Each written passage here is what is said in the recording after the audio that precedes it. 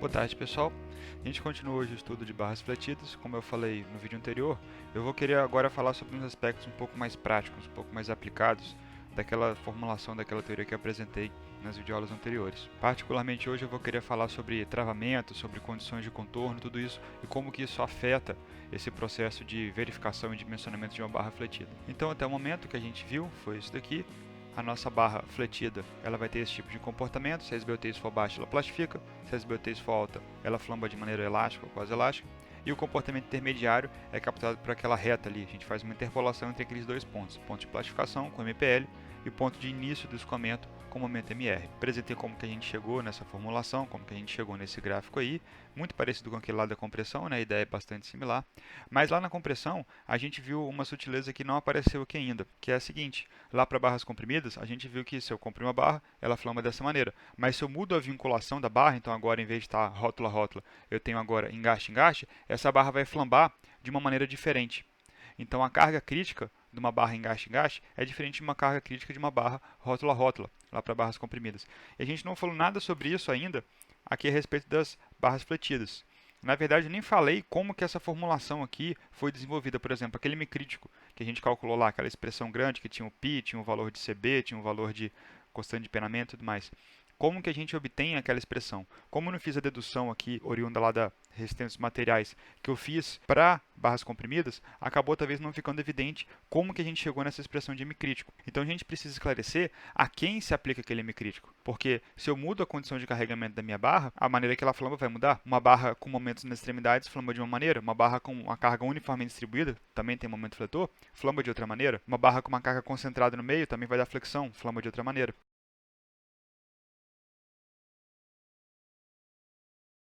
Então, quando a gente falou de barras comprimidas, a nossa preocupação era a seguinte: a barra que a gente está comprimindo, ela está vinculada assim, carga P aqui, rótula rótula, ou será que ela está vinculada em gaste livre, ou ela pode estar vinculada em gaste rótula?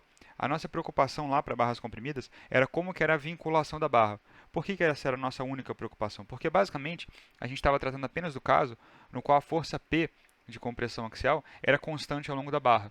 Esse não vai ser necessariamente o único caso que existe. A gente pode ter, por exemplo, se você imagina uma barra aqui, o peso próprio dessa barra aqui está aplicado ao longo do comprimento dela.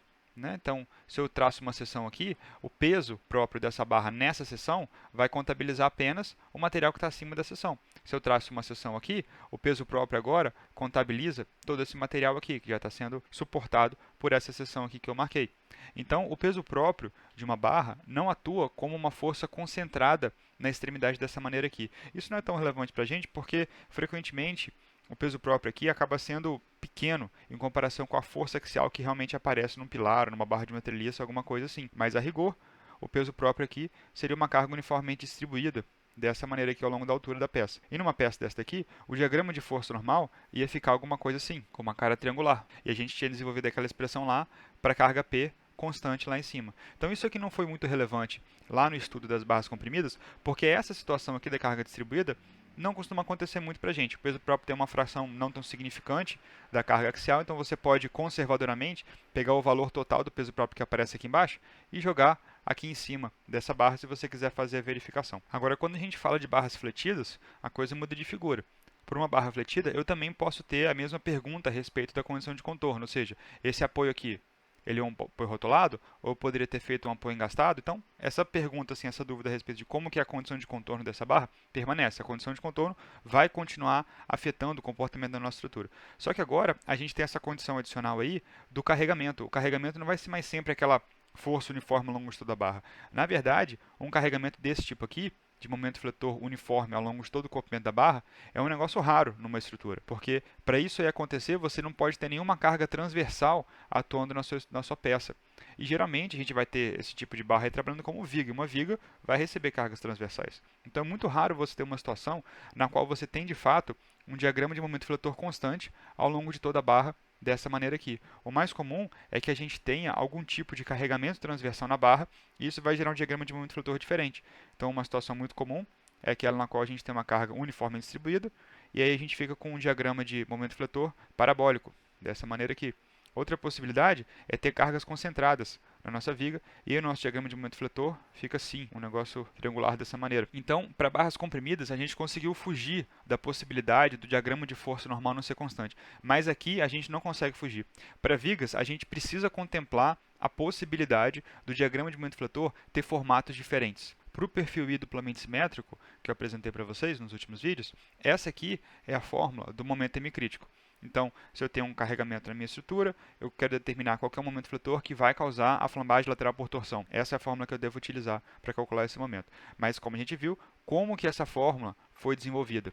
Para qual carregamento? Para qual condição de contorno? Essa expressão aqui, do hemicrítico, foi desenvolvida para a seguinte condição. Os apoios em ambas as extremidades são apoios tipo garfo e o diagrama de momento fletor na barra é constante ao longo de todo o comprimento, como é nessa situação aqui de cima. Então, essa fórmula do momento hemicrítico se aplica quando a gente tem uma barra biapoiada com apoios tipo garfo e o diagrama de momento fletor é constante ao longo da barra, que é aquela situação ali de cima que, como eu falei, é um negócio raro, não é um negócio que acontece muito nas nossas estruturas reais.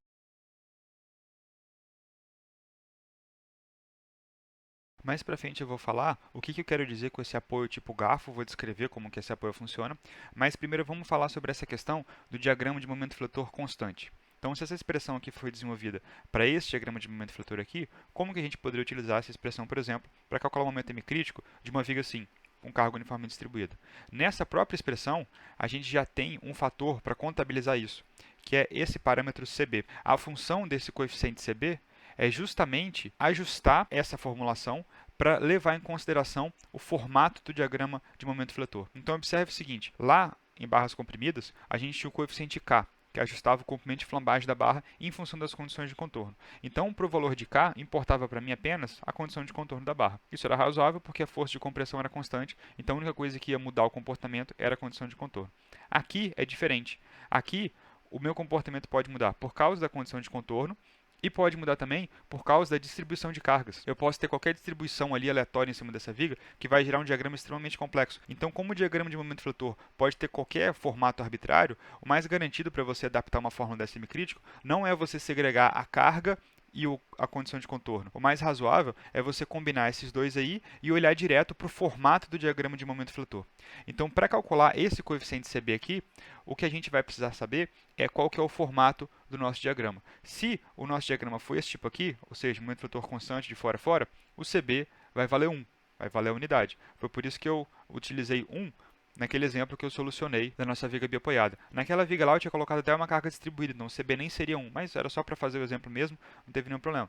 Aqui, a gente já sabe agora, nesse caso aqui de cima, CB vale 1. E antes de eu mostrar como que a gente calcula o CB para os outros casos, vale a pena a gente pensar um pouco aqui a respeito de, pelo menos, para qual lado que ele tem que ir quando eu mudo a condição de carregamento. Então, se essa formulação com o CB valendo 1, ou seja, ignorando a presença do CB aí nessa forma, foi desenvolvida para o caso de momento fletor constante na minha barra, quando eu troco o momento fletor constante por momento fletor variável, vamos pensar nesse caso aqui então, que é o caso bem comum, que é o caso do diagrama parabólico. O caso A vai gerar um valor de momento fletor hemicrítico que eu vou chamar de A. O caso B vai gerar um momento fletor hemicrítico que eu vou chamar de B. Só com base no aspecto desses diagramas aí, não levando em consideração a questão da magnitude, ou seja, a magnitude do diagrama aqui eu vou considerar como sendo igual ao valor máximo do diagrama aqui embaixo, qual dos dois seria maior? Momento crítico A seria maior que o momento crítico B, ou o contrário, o momento crítico B seria maior do que o momento crítico A. Já dá para a gente pelo menos pensar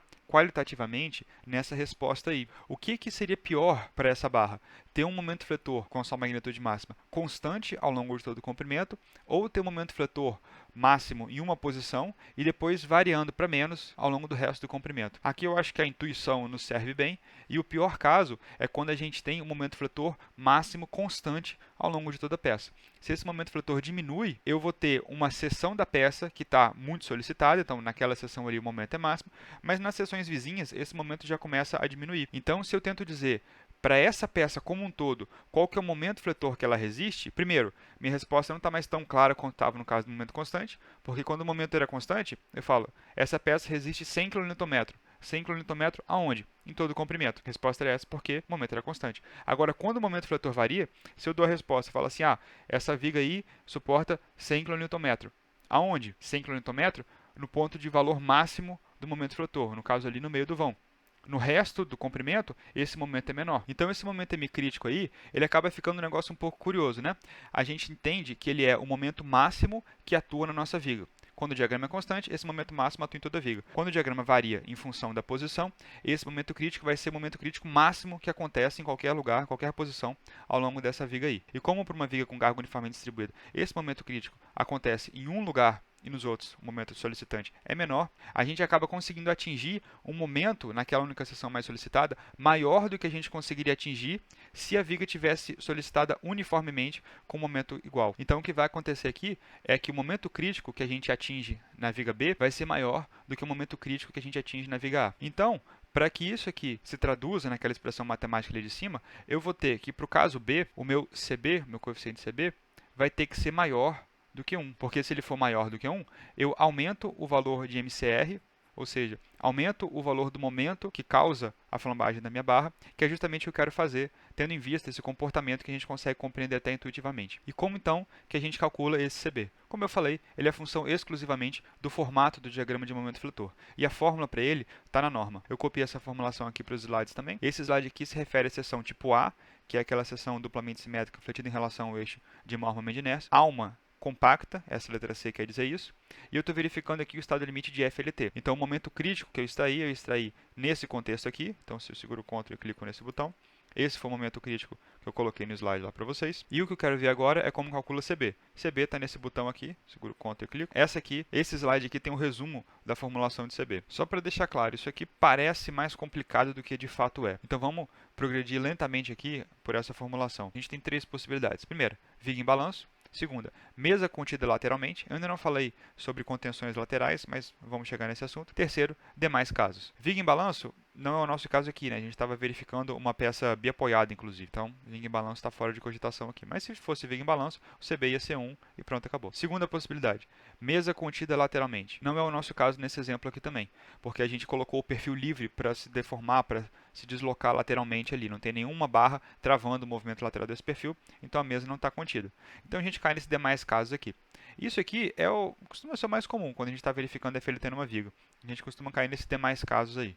Para esse caso aqui, a expressão do CB é essa daqui, essa fração. A gente tem nessa fração 4 parâmetros, Mmax, Ma, Mb e Mc.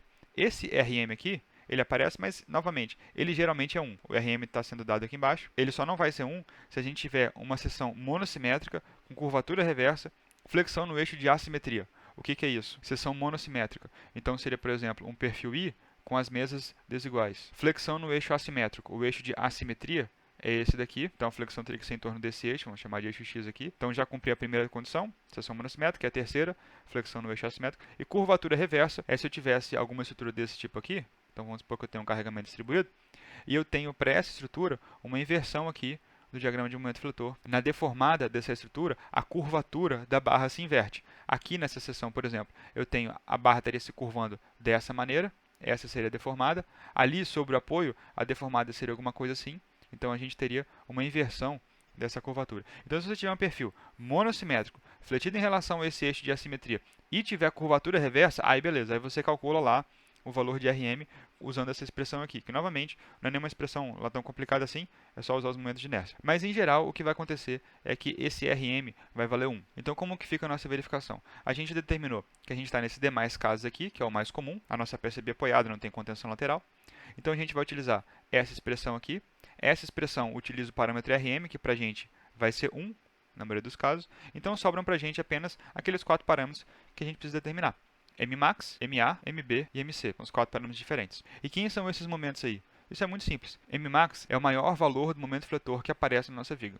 Então, eu desenhei aqui embaixo, no canto, como se fosse um diagrama de momento fletor de uma peça qualquer. Nesse diagrama de momento fletor que eu desenhei, Mmax está bem aqui, o maior valor de momento fletor ao longo do vão dessa peça. Então, beleza, esse primeiro parâmetro é fácil de obter. Quem são Ma, Mb e Mc? Também muito simples. Você vai pegar o vão da sua peça, que aqui teria o comprimento L, você vai dividir em 4. Em cada quarto de vão desse que você vai marcar, então vão ser 3 pontos, esse ponto e esse ponto.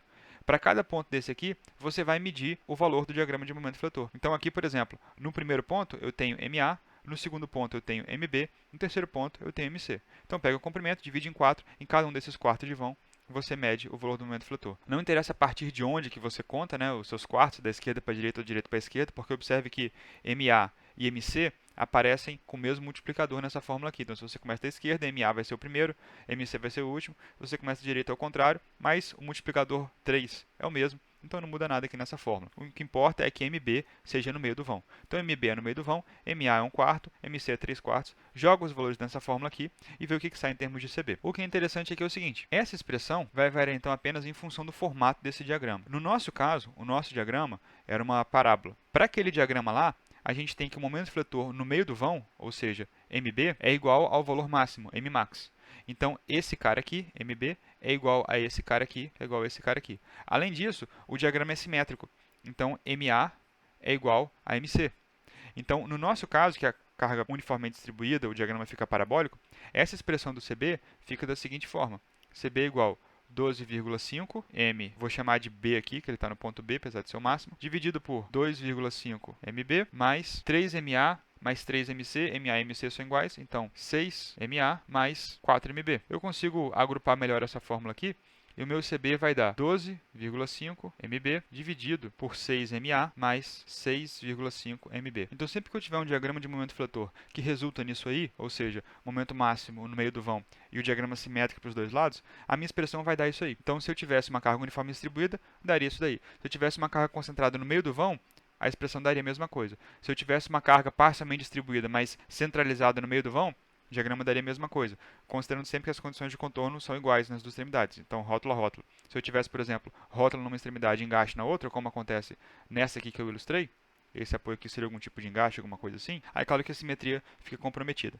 A gente consegue melhorar ainda mais essa expressão aqui, porque eu consigo calcular os valores de MA e de MB por uma carga uniformemente distribuída. Por exemplo, o valor de MB, o momento fletor no meio do vão, é QL² sobre 8. Então, eu já sei disso. Eu já sei que MB é igual a QL² sobre 8. E quanto que é MA? MA é o momento fletor em 1/4 do vão. Eu não sei de cabeça quanto é que dá esse valor, mas a gente consegue calcular com facilidade. Eu fiz uma redução aqui da minha viga, cortei na seção a 1/4 do apoio, e vou fazer o cálculo aqui de quanto que dá esse momento fletor nessa seção transversal. A reação de apoio é Q vezes L sobre 2, que é uma viga biapoiada. Então, o momento fletor nessa seção L sobre 4 que eu tracei aqui vai ser isso daí, força concentrada do apoio vezes a distância, menos a resultante dessa carga distribuída, vezes a distância dela até a seção. Isso aqui vai dar isso aí, QL² vezes 3 sobre 32. Então, esse aqui é MA. Então, agora eu posso substituir esses dois valores, MA e MB, nessa fórmula aqui. Observem que no momento que eu faço a substituição, esse QL² some. E ele tinha que sumir mesmo, porque o valor de CB é função apenas do formato do diagrama de momento fletor. Não interessa o valor da carga aqui. Então, se a gente faz essa substituição, essa expressão vai dar 1,136. Então, como eu resolvi esse problema aqui dessa maneira literal, para esse caso específico da viga biapoiada com carga uniforme,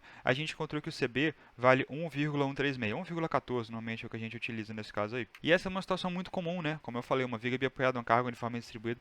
Então, se você se deparar com uma situação dessa aí, você já precisa nem calcular, você pode usar logo o CB de 1,14. Mas, no geral, se deparou com uma viga, a viga está fletida, olha o diagrama de momento fletor, consulta os momentos nas seções ABC e o valor do momento máximo, aplica nessa fórmula do CBI, calcula o CB para a sua viga específica. Beleza? Então essa nossa formulação aqui agora está concluída. A gente já conhecia todos os termos, estava faltando apenas o termo do CB, e agora a gente viu como calcula o CB, um procedimento bem simples. Então a expressão para calcular o momento M crítico de um perfil I está agora totalmente determinada. Então o fato de que o diagrama de momento fletor é constante, a gente já contemplou na nossa fórmula. Ela foi desenvolvida para o DMF constante, mas se o nosso diagrama de momento fletor não for constante, a gente calcula CB e adapta.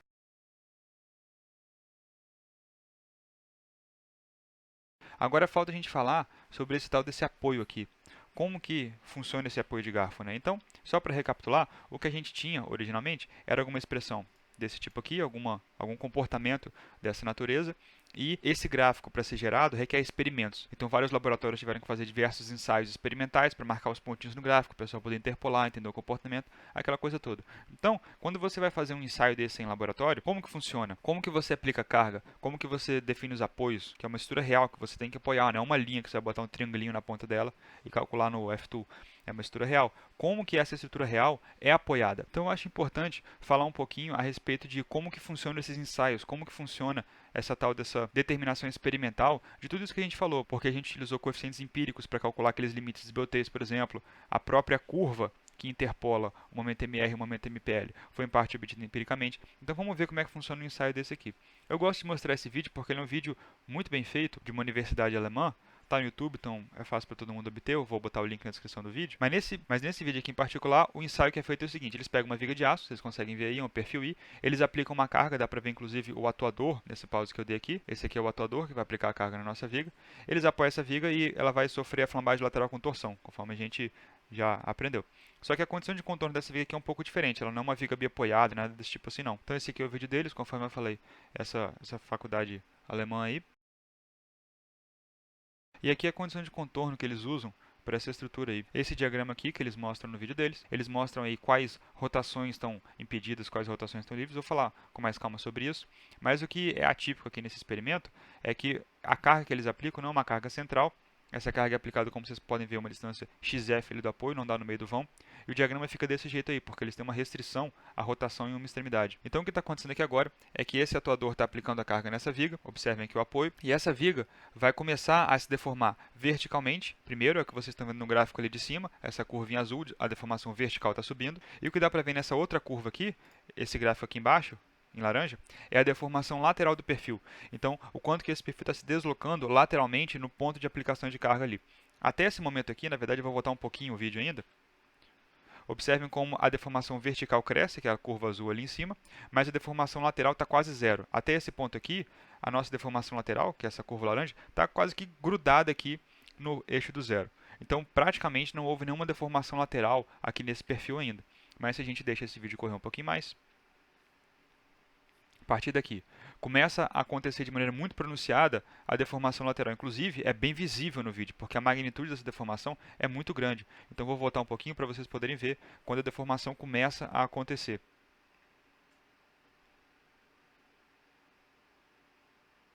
Olha lá, deformando a lateral, sai a mesa superior, a mesa inferior fica. E acontece esse giro de torção aí no perfil.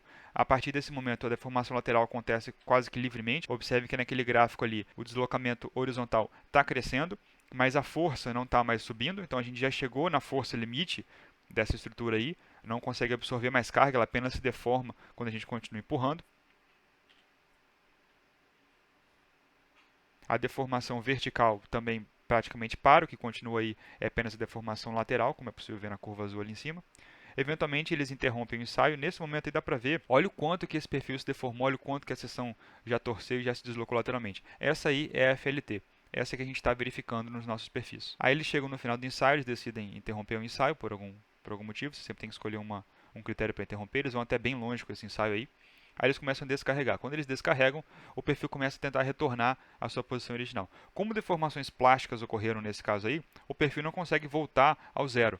Observem que ele não está retornando ao deslocamento vertical zero, nem ao deslocamento horizontal zero. Teve um deslocamento vertical residual relativamente pequeno e um deslocamento horizontal residual bem grande. Observe ali da ordem de talvez uns 30 milímetros. Esse ângulo aqui é bem legal porque a gente consegue essa vista longitudinal observar a FLT acontecendo. E esse ângulo aqui é bastante interessante. Nesse ângulo a gente consegue entender como que esse apoio está se comportando.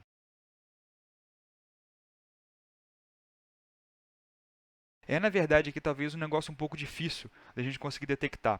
Mas nessa seção, o que dá para a gente ver é o empenamento da seção transversal. Então eu recortei essa imagem deles para eu poder tentar demonstrar aqui o que está acontecendo. A gente tem aqui embaixo a mesa inferior. Eu vou tentar traçar aqui o alinhamento dessa mesa inferior, aqui em amarelo. Eu tracei aqui uma linha paralela à mesa inferior. E a mesa superior, observem que se eu colocar a régua aqui, ela não está paralela a essa linha. Eu vou tentar girar a régua um pouquinho para pegar a orientação dessa mesa superior aqui, mais ou menos, né? Esse aqui é exatamente aquele giro de empenamento que eu descrevi para vocês. É claro que é difícil você pegar isso aqui na foto, tem a questão da perspectiva e tudo mais, mas eu acho que dá para ver ainda claramente que aconteceu esse giro diferencial. A mesa inferior fica com uma orientação, a mesa superior gira em relação a ela e a gente tem um empenamento da seção transversal. Então observem que no apoio esse empenamento pôde acontecer, ou seja, ele não estava restringido. E é muito importante a gente falar sobre empenamento quando a gente fala sobre vigas fletidas, porque a gente já conhece aqueles graus de liberdade clássicos lá da resistência dos materiais, né? Deslocamento nas três direções, x, y e z, e rotação nas três direções, x, y e z. Mas um grau de liberdade adicional que existe para essas barras quando a gente simula como barra dessa maneira, é o tal do empenamento. O empenamento ele vem de mãos dadas com um outro esforço interno, que é o tal do bimomento. Então a gente já conhece momento fletor, momento torsor, força axial, força cortante, mas existe também o bimomento. O bimomento é quem vai aparecer em resposta à restrição ao empenamento. Então o empenamento é essa deformação aqui. Eu pego e giro uma mesa para um lado, outra mesa para o outro, eu fico com essa deformação que vocês conseguem ver nesse vídeo aí. Eu tracei para vocês a linha das mesas. O fato de que essa deformação está acontecendo significa que esse apoio não está impedindo o empenamento de acontecer. Essa é uma das características do vínculo de garfo. O vínculo de garfo vai impedir que o perfil se desloque verticalmente, obviamente. Se eu tenho um apoio aqui, eu quero que o perfil não se desloque verticalmente, senão o perfil cai, obviamente. Então, uma da restrição que o vínculo de garfo tem que impor é a restrição ao deslocamento vertical. Outra restrição que ele tem que impor é o deslocamento lateral, assim, ó. Eu não posso deixar minha peça solta aqui. Então, o vínculo de garfo ele tem que prender a peça lateralmente de alguma maneira para impedir que ela se movimente aqui assim. Então, eu vou segurar a peça lateralmente aqui. Eu seguro a peça para ela não descer nem subir, eu seguro a peça lateralmente para que ela não se desloque. Outra restrição do vínculo de garfo é que ele não pode permitir que a peça torça dessa maneira aqui no apoio. Então, se eu colocasse, por exemplo, um apoio apenas aqui, não é um negócio que dá muito certo experimentalmente, óbvio, você colocar o apoio num ponto só, mas vamos imaginar que eu prendesse a minha peça aqui. Então, eu prendo ela aqui, impeço que ela se desloque verticalmente com esse apoio meu aqui, eu impeço também que ela se desloque lateralmente, esse apoio segura a peça nesse lugar, mas se eu apoiar apenas um ponto aqui, eu ainda permito que essa peça torça dessa maneira aqui. O vínculo de garfo não deixa que isso aconteça. Então, o nosso vínculo de garfo tem esses três critérios. Ele tem que impedir o deslocamento vertical, impedir o deslocamento lateral e impedir o giro de torção do meu perfil. Além disso tudo, ele tem que deixar livre para ocorrer o empenamento da seção transversal. Então, o vínculo que eu vou botar ali não pode impedir esse giro diferencial aqui das mesas de acontecer, que é o empenamento. Como dá para ver nesse vídeo, o empenamento não acontece. E como que a gente elabora um apoio que tem todas essas características? Parece um negócio talvez difícil. Na verdade, não é tão difícil assim de conceber como que um apoio desse funciona. Então, para impedir o deslocamento vertical, eu vou apoiar embaixo.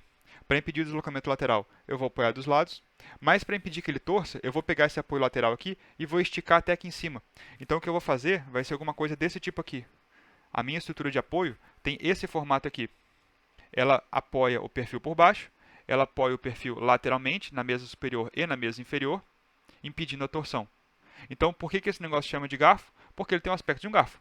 Esse aqui é o aspecto do apoio. Quando a gente desenha esquematicamente, né, ele é alguma coisa desse tipo aqui assim. Isso é normalmente representado dessa maneira. Né? A gente tem um perfil I aqui, o nosso apoio de garfo seria representado assim.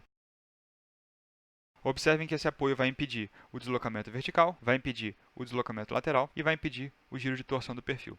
Como eu não coloquei nenhum tipo de restrição na mesa superior nem na mesa inferior, longitudinalmente, o empenamento fica livre para acontecer. Então essa formulação aqui foi desenvolvida para essa condição. Momento fletor constante, como a gente viu, nas extremidades, e vínculo de garfo. O vínculo de garfo é esse, permite empenamento, impede torção e impede os deslocamentos no apoio. No vídeo do pessoal aqui, o apoio deles tem um aspecto um pouco atípico. Eles têm um maquinário bem avançado, conseguem controlar de maneira bem refinada. Eles não estavam aqui tentando reproduzir um vínculo de garfo necessariamente, esse não é o objetivo do experimento deles. Estou utilizando aqui apenas para mostrar o exemplo de como a condição de contorno aparece e se manifesta nos nossos resultados. Isso é um negócio extremamente crítico, como que você apoia a sua estrutura. É um negócio desafiador, porque não é uma linha que você vai botar um triângulo na ponta, como são nossos modelos. Você precisa arrumar um jeito de pegar esse perfil aí e conectar, no caso real, não no laboratório assim, ao resto da sua estrutura, de forma que você transmita os esforços que você quer transmitir, não transmita os esforços que você não quer transmitir e não fragilize a região da conexão, colocando muita responsabilidade numa pequena região, concentrando tensões, alguma coisa dessa natureza assim. Mas tudo bem, a expressão foi desenvolvida para o vínculo de garfo, diagrama constante. A gente sabe que no mundo real, o diagrama de momento fletor constante é um negócio raro e vínculo de garfo é um negócio basicamente inexistente em estruturas reais. Vínculo de garfo é um negócio experimental, um negócio de laboratório. Em estruturas reais, a gente não conecta vigas dessa maneira. O mais comum para a gente em estruturas de aço, no mundo real, né, são ligações desses tipos aí. Coloquei alguns exemplos aí para a gente poder discutir. A gente tem, por exemplo, aqui, nesse canto superior esquerdo, uma ligação que é uma ligação rígida, né, que ela vai dar continuidade para a viga. Então, o que aconteceu aqui claramente foi que esse toquinho de viga aqui veio soldado nesse pilar aqui, já veio de fábrica assim, provavelmente. Então já viu o soldado aqui, o cara só botou o pilar lá, já tinha um toquinho de viga, ele chegou com o resto da viga, que deve ser bem comprida, e posicionou aqui alinhado com essa e conectou essas duas peças utilizando essas chapas e esses parafusos que estão aí. Uma ligação dessa é uma ligação intermediária. Ele cortou a peça no meio aí só por motivo de montagem. Por motivo de cálculo estrutural e de análise, essa barra é uma barra única, ela não vê essa ligação aí quando a gente está dimensionando, calculando os esforços nessa peça aí. A gente tem, por outro lado, essa ligação aqui de baixo. Nessa ligação aqui, o que o camarada fez foi prender a viga em outra viga, utilizando aquelas furações na alma ali. Então eu tenho aqui 4 parafusos, prendendo essa nessa daqui. E tem também algumas chapas aqui que ele colocou, pode ser por motivo de montagem, pode ser por motivo de absorção de esforços mesmo. Essa chapinha aqui é um negócio bem atípico, por motivo de esforço, não é um negócio que eu costumo ver.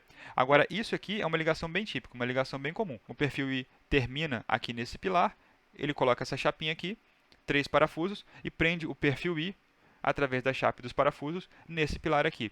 Então, quando você faz uma ligação desse tipo, você está pegando esse perfil aqui, prendendo apenas pela alma no pilar. Então, as mesas aqui em cima ficam soltas, não ficam presas no pilar, fica presa apenas a alma. É uma ligação muito comum, mas o tópico aqui não é a análise da ligação em si, é ver como que a ligação vai influenciar no nosso cálculo, como que ela se manifesta na obtenção, por exemplo, do valor de CB ou na obtenção do modo de colapso dessa barra, no nosso comprimento de flambagem, comprimento destravado, né? Aqui em cima tem uma ligação diferente, ignorem essa barra aqui que está com esse monte de ferrugem aí, que não é o nosso perfil em questão. A ligação que eu quero observar é essa ligação aqui. Essa ligação prende a viga no pilar, mas observem que ela não prende apenas a alma. Eu tenho a alma conectada, 3 parafusos em cima, 3 parafusos embaixo, uma chapa. Então, esse perfil está preso pela alma ao pilar, mas está preso também pela mesa. Observem que a mesa do perfil tem essa chapa aqui, né? Tem os parafusos atravessando a mesa e essa chapa vai então ser soldada no pilar. Então, nessa ligação do canto superior direito aí, eu tenho a chapa de alma do perfil presa e as mesas do perfil conectadas ao pilar. E por último, nessa situação aqui de baixo, a ligação é com uma dita chapa de topo. Isso aqui ó, é uma chapa que conecta a viga ao pilar. Então essa chapa tem a dimensão total da altura da viga ali, encontra uma outra chapa, e aí você parafusa uma chapa na outra, fazendo uma conexão ali, um vínculo rígido da viga com o pilar. E o que esses vínculos significam para o cálculo do nosso momento resistente? Em primeiro lugar, o seu vínculo tem que ser correspondente ao seu modelo estrutural. Então se você vai e fala, por exemplo, que sua viga é biapoiada, rótula a rótula, você não pode usar um vínculo tipo esse aqui de cima, porque esse aqui é um vínculo de engaste. Então, o diagrama de momento vetor dessa peça aí não vai corresponder ao que você imaginou no seu cálculo. Então, logo de cara, você não pode errar a conexão, porque você erra o tipo de vínculo e isso muda o diagrama de momento vetor. Isso é bastante óbvio para os graus de liberdade que a gente está mais familiarizado, tipo deslocamentos e rotações. Agora, o grau de liberdade de empenamento é um pouco mais traiçoeiro. Por quê? Nesse cara aqui de cima, as mesas estão presas. Como as mesas estão presas, eu restringi o empenamento. Então, nessa conexão aqui, que é uma conexão rígida do ponto de vista da rotação do perfil, é rígida também do ponto de vista do empenamento. O empenamento foi restringido naquela extremidade ali. Então, a seção não está livre para se deformar empenando e vai surgir o esforço interno de bimomento nessa barra aí. Aqui no canto inferior esquerdo, por outro lado, a gente tem a ligação rotulada. Então, novamente, você teria que ter calculado essa viga como uma viga rotulada. E o que isso significa? Ali nas mesas, a gente não tem conexão do perfil da viga com o perfil do pilar. Então a mesa da viga está solta ali. Isso permite que essa mesa sofra aquele giro característico do empenamento. Então uma ligação desse tipo aqui, uma ligação rotulada, se aproxima do vínculo de garfo que a gente imagina naquela situação lá do laboratório. Por quê? Primeiro, o apoio obviamente impede o deslocamento vertical, senão a viga ia cair. Segundo, o apoio até certo ponto impede o deslocamento lateral. Essa talvez seja uma das principais distinções. Existe apenas ali uma chapinha conectando a viga ao pilar, então seria muita responsabilidade para uma chapinha dessa se você tivesse uma carga lateral significativa nessa viga, fletindo a chapa de apoio dessa, não ia suportar. Mas aqui uma viga desse tipo aí tem cargas transversais, verticais apenas, não tem carga lateral num pavimento desse tipo aí. Então por isso que essa ligação funciona, uma ligação com apenas uma chapinha de alma. O esforço lateral é muito pequeno. Terceiro, essa ligação com a chapa de alma impede a torção do perfil, porque eu não estou ligando apenas em um ponto do perfil. A chapa de alma tem uma certa dimensão. Então essa chapa vai ajudar a impedir esse giro de rotação aqui. Se eu tento torcer o perfil, essa chapa tem a capacidade de conter esse giro aqui. E ao mesmo tempo, dá para ver isso quando eu faço a torção do perfil, eu não consigo impedir com essa chapinha o empenamento da seção transversal.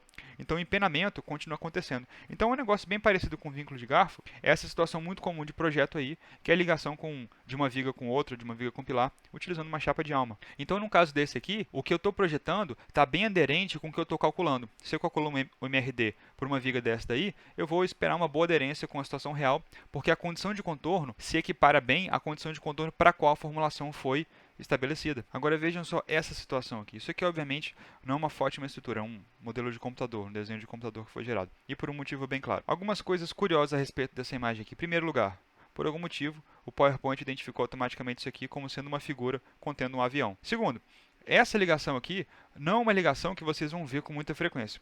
Observe esse perfil de cima, esse perfil I. Tem até uma certa furação aqui nele, né, que o camarada desenhou aqui, de alguma maneira, mas vamos ignorar. Essa furação não tem a menor relevância para a gente. Vamos imaginar que esse perfil de cima está preso no perfil de baixo, está apoiado no perfil de baixo, apenas nessa interface onde eles têm contato. Então ele poderia ter vários parafusos aqui, ele poderia estar soldado aqui, seja lá o que for, várias possibilidades de conexão. Não vem aqui ao caso. O que interessa é que ele está apoiado apenas na base dessa maneira. Então, se eu olhasse esse perfil aqui, em corte, seção transversal dele, eu ia ter que entender que ele está apoiado apenas aqui na base dele. E como que isso afeta as nossas considerações para o cálculo do momento fletor resistente? O que esse apoio aí está fazendo? Primeiro, esse apoio impede o deslocamento vertical? Sim, impede. O perfil não está caindo, ele está escorado no de baixo. Segundo, esse apoio aí impede o deslocamento lateral? Sim, impede também. Esse perfil aí, por conta da conexão dele, ele não pode se deslocar lateralmente, porque ele está preso no perfil de baixo. Terceiro, essa conexão aí impede o empenamento? Não necessariamente. O empenamento está livre para acontecer aí, porque a mesa de cima está livre, então pode acontecer um certo giro de empenamento aí. A mesa de baixo está restringida, isso é verdade, mas na de cima ainda acontece um giro de empenamento. Então, parcialmente restringido, o empenamento está aí. Agora, e o giro de torção desse perfil? O que acontece com o giro de torção quando você conecta um perfil dessa maneira? Isso é bem fácil de a gente simular com esse meu perfil aqui. Então eu estou apoiando ele apenas aqui na base, certo? O perfil não está sendo apoiado na alma como é costumeiro. Se eu aplico um carregamento nesse perfil aqui, alguma coisa desse tipo, esse perfil pode girar de torção aqui no meu apoio. Observem só. Eu apoiei ele apenas aqui na base, estou segurando apenas a mesa inferior. Isso aqui pode acontecer. Esse giro aqui pode acontecer num perfil desse. Se esse giro aqui pode acontecer, esse apoio nosso não se aproxima do que a gente idealizou como um vínculo de garfo, porque o vínculo de garfo teria que impedir o giro de torção. Esse nosso apoio aqui apenas embaixo não impede o giro de torção. Ele deixa que o perfil torça livremente, contrário da nossa chapa de alma, por exemplo, que segura esse giro. Esse aqui deixa o giro acontecer. Então, olha que perigo. Se você pensa que você está calculando o seu perfil I como uma barra, por exemplo, biapoiada, e você vai e faz um apoio desse tipo aí. O deslocamento vertical, você prendeu bem. O deslocamento horizontal, você prendeu bem. O empenamento, semi-preso, tudo bem. O giro de torção, solto. Numa situação dessa daí, se você fosse calcular de maneira simplificada, você é forçado a dizer que o giro de torção nesse apoio aí está liberado. O giro de torção não está restrito. Se não está restrito, aquela formulação que a gente utilizou para calcular o valor do momento fletor não se aplica a esse caso aí. Eu consigo demonstrar isso para vocês. Então esse aqui é aquele perfil que eu já havia calculado anteriormente, né? A gente tem a deformada dele aqui, ele sofre a FLT, como dá para ver. O que eu vou fazer aqui agora é gerar um gráfico similar àquele que aparecia lá no vídeo, só para a gente acompanhar como que funcionam os deslocamentos verticais e laterais, mas por curiosidade aqui mesmo. Então nesse gráfico aqui, eu tenho no eixo horizontal o deslocamento vertical que nosso perfil sofre, e no eixo vertical eu tenho o valor da força aplicada, aqui de 0 a 100%, essa escala aqui não tem nenhuma relevância.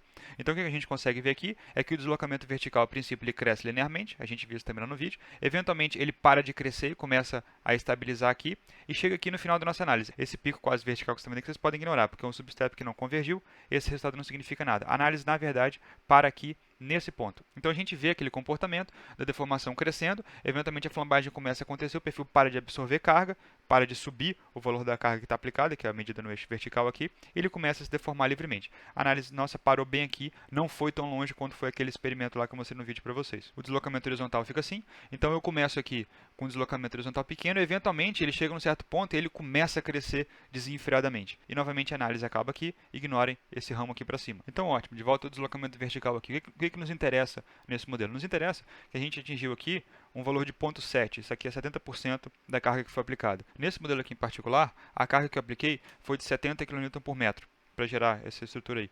E como a gente atingiu apenas 70% dessa carga, a gente atingiu aproximadamente 50 kN por metro até a estrutura romper. Isso aí, multiplicando por L ao quadrado dividido por 8 para obter um momento fletor, L ao quadrado vai dar 25 dividido por 8. Isso dá um momento fletor de aproximadamente 150 kN.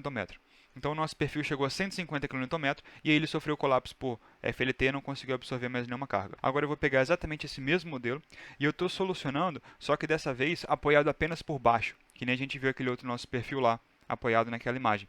vamos ver em qual carga que esse perfil consegue chegar antes de sofrer o colapso. A solução já se encerrou aqui. Como é possível ver, a gente atingiu aqui, em vez de 70%, apenas 15% da carga. Essa aqui é a deformada do nosso perfil. Observem que isso aqui não é mais uma FLT, como aquela outra lá. Olha só o que aconteceu. Aqui na região do apoio só ficou a mesa, no lugar original dela, a mesa inferior, e o perfil todo se torceu para fora dessa maneira aqui, olha só. Existe uma torção constante de fora a fora nesse perfil aqui. Essas aqui são as tensões axiais que aparecem nesse perfil. Então, como dá para ver, houve apenas um pouco de plastificação aqui na região desse apoio, Nem deu para chegar naqueles momentos tão altos que plastificavam a região central. A peça já falhou antes por plastificação aqui na região do apoio. Então, esse apoio aqui é completamente inadequado se a gente estiver pensando no vínculo de garfo que deu origem àquela fórmula do cálculo de MRD. Então, para fazer uma breve comparação aqui, no nosso modelo anterior, a gente chegou a 49 kN por metro, que vai dar 153 kN de momento fletor na seção mais solicitada. Nesse nosso novo modelo aqui, a gente chegou a apenas 15,2% dessa carga. Então, como eu apliquei 70 kN vezes 15,2 vezes L ao quadrado, dividido por 8, a gente chegou aqui apenas a 33 kN.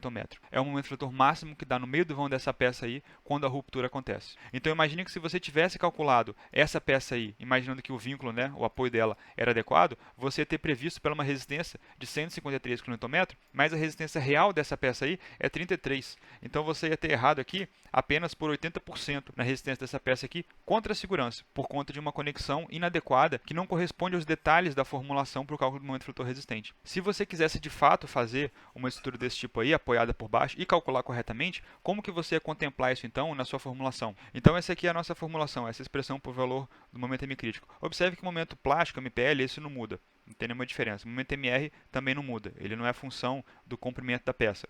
Esse cara aqui é o único que é a função do comprimento da peça. LB aparece aqui e LB aparece aqui. Então, a única coisa que a gente poderia fazer para tentar calcular uma peça tipo essa daqui seria corrigir o valor de LB que aparece aqui nessa forma. Então, em vez de usar LB como 5 metros, que é o comprimento do perfil que eu simulei ali, eu teria que usar algum valor diferente para ajustar. Mas como que eu obteria esse valor diferente? Porque o LB tem que ser a distância entre os pontos de contenção lateral. Esse perfil aí, a rigor, não tem nenhum ponto de contenção lateral. Ele está livre para torcer nos apoios. Então, o LB seria infinito? Não faz sentido, não posso botar infinito nessa fórmula aí, eu vou chegar no momento fletor crítico de zero. Então essa formulação seria simplesmente inadequada para capturar uma estrutura tão mal planejada quanto aquela lá. É importante que a gente saiba os limites da nossa formulação. Para que a formulação foi elaborada? Como que foi elaborada? Para você não sair fazendo uma maluquice que nem essa de apoiar o perfil dessa maneira aí, sem saber o que você está fazendo, sem contemplar corretamente numa análise. Então, nesse exemplo aqui, eu mostrei para vocês como que você pode apoiar o seu perfil tão mal que ele basicamente não vai ter o que seria o tal do comprimento LB. O LB dele dá infinito. Mas a gente pode fazer o contrário também. A gente pode fazer mudanças sensatas na nossa estrutura de forma a reduzir o valor de LB. Porque se eu vou nessa fórmula aqui e reduzo o valor de LB, o valor do comprimento destravado da minha peça, eu consigo alcançar momentos muito maiores. Por exemplo, esquecendo esse termo aqui dentro do parênteses, que tem uma influência mais nebulosa sobre a fórmula. Olhando apenas para esse termo aqui de baixo, LB ao quadrado, se eu reduzo LB à metade, o valor do momento crítico vai quadruplicar, só em função desse termo aqui, certo? Ainda teria o efeito desse cara que está aqui dentro, mas ele é pequeno em comparação com esse daqui. Então, o momento fletor crítico é muito sensível a mudanças no comprimento de flambagem. Então, vai ser muito vantajoso para a gente se a gente puder controlar o valor desse LB para atingir valores mais altos do momento fletor M crítico. E como essa formulação aqui mostra, se a gente cai nesse caso aqui do lambda maior do que o lambda R, quanto maior o nosso M crítico, maior vai ser a nossa resistência. Esse é um detalhe importante também, né? Não adianta nada você sair travando o seu perfil se ele está nesse regime aqui ou já está nesse regime aqui. Quanto mais você conseguir travar a sua estrutura, primeiro, talvez você saia daqui e venha para cá, obtendo uma resistência maior, ou pelo menos você aumenta o valor de M crítico e, como consequência, aumenta o valor da resistência da sua peça aí. Então, como a gente viu lá em barras comprimidas, o travamento aqui também vai ser essencial para vigas fletidas.